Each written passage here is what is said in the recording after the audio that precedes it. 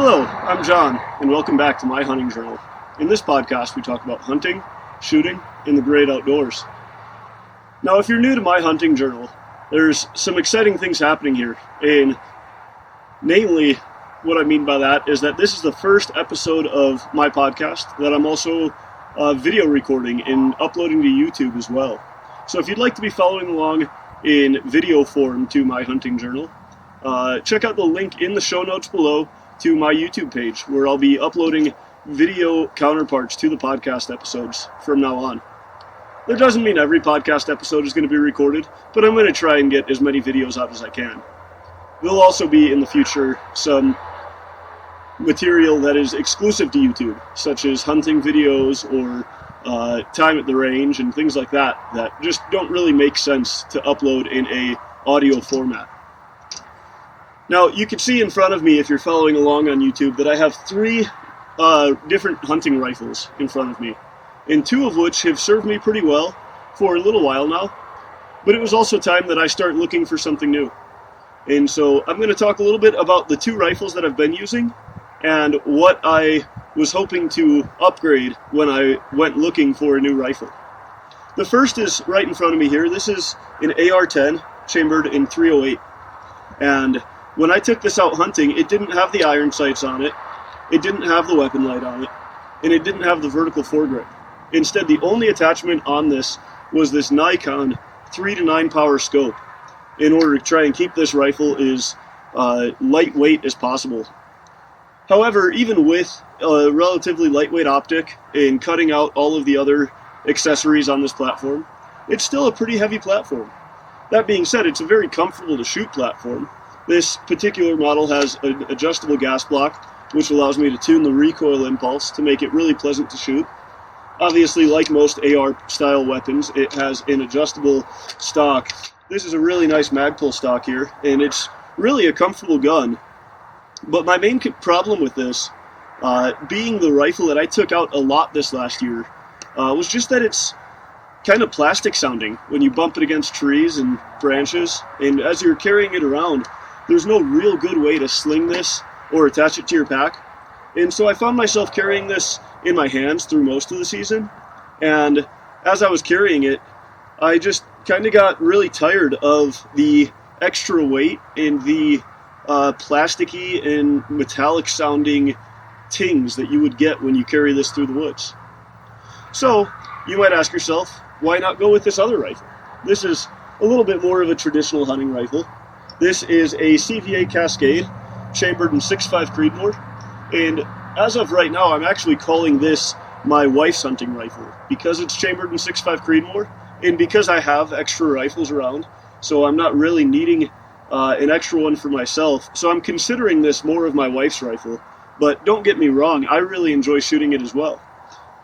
So what I wanted to move away from with this rifle, as you can see here, I have a Javelin Precision Equipment Spartan Light bipod on the front of it, which is a quick detach carbon fiber bipod, so only weighs just a couple of ounces, and quick detach. You keep the bipod in the cargo pocket of a good pair of hunting pants, and only attach it when you're ready to take a shot. That way it stays out of the way, keeps the weight down. The recoil pad on this rifle is relatively soft. It's really pleasant to shoot, especially with the muzzle brake up front. I've got a really nice piece of glass on this rifle as well. The scope on it right now is a Burris Signature HD in 3 to 15 with a 44mm objective lens. And I made a mistake when I was setting this rifle up, and that mistake was getting medium height rings instead of low rings. I really think this rifle would be a little bit more natural to shoot with a set of low rings, and I'll be swapping those out in the near future. But the reality is 6.5 Creedmoor is just a little bit light for use on really big elk, and we all know that when you're out in the field, if you see a really big trophy bull elk, ability to reason with yourself to pass up on a shot becomes a lot harder. And so I knew that this would be limiting some of my shots in a way that I wasn't comfortable with, and so I really wanted something with a little bit bigger caliber, hence something like the AR-10 and .308. Before I had my AR-10, I used to have a 30-06 hunting rifle, and many of you probably know exactly what a 30-06 looks like. But for those of you who don't, this is a 30-06 cartridge case. Now, 30 caliber has been a great hunting caliber for a long time, and a lot of people really like the use of 30 calibers on game like elk. However, with modern powders and modern propellants, we're pushing 7mm projectiles to really useful velocities. And so I found that a happy medium for me would be to take this 30-06 cartridge, neck it down to accept a 7mm projectile, and that gives you this guy. This is a 280 Remington, and then you take that 280 Remington, and if you were to push this shoulder forward just a little bit, it gives you a little bit more room for more gunpowder, and that ultimately is how you wind up with one of my all-time favorite cartridges. You've heard me talk about it on the podcast before. It's the 280 Remington Ackley Improved.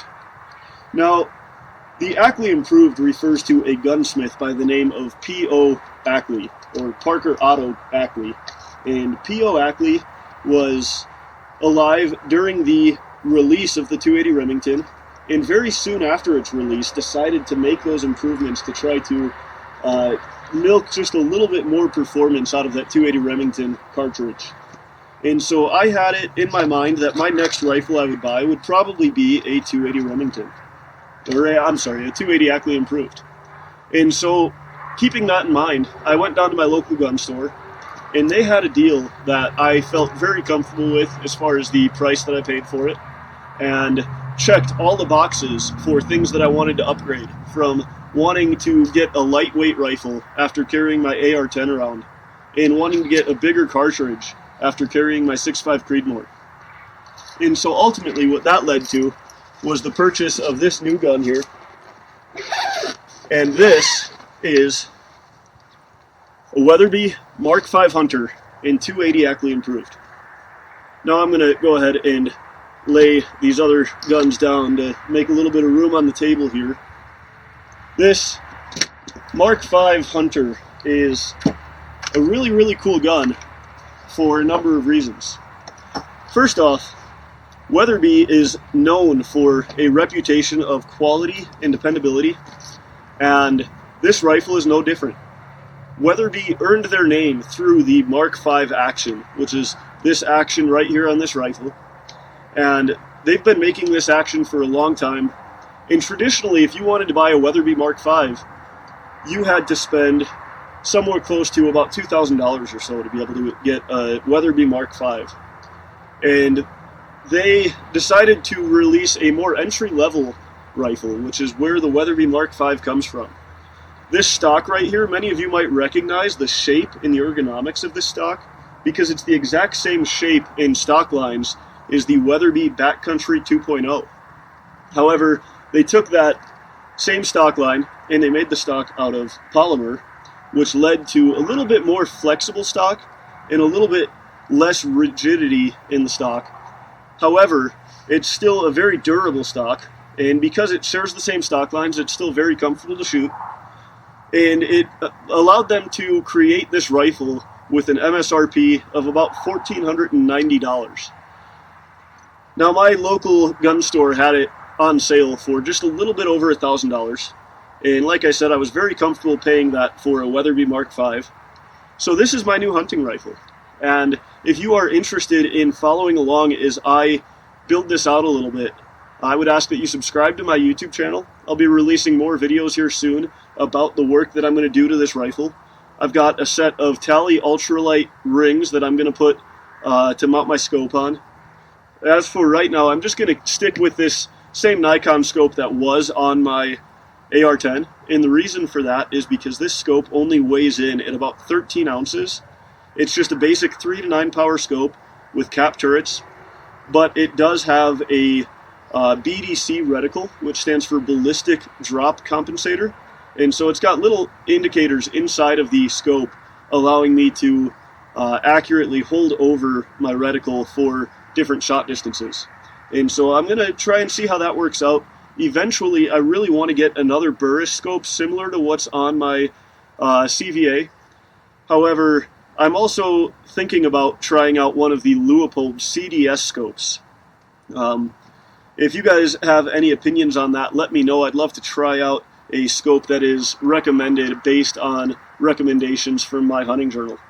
But for right now, I just wanted to take some time and introduce you guys to my new hunting rifle and invite you to follow along as I deck this out and get it prepared for spring bear season next year, which will probably be my first time taking this out. I may take it on a late season cow elk hunt this winter, but we'll have to see how that plays out. But yeah, I'm for sure going to be taking it spring bear hunting and trying to have it ready before then. So follow along with the link to my YouTube channel in the show notes below, and check it out as I turn this into a hunting beast. Thanks for watching or listening, and God bless.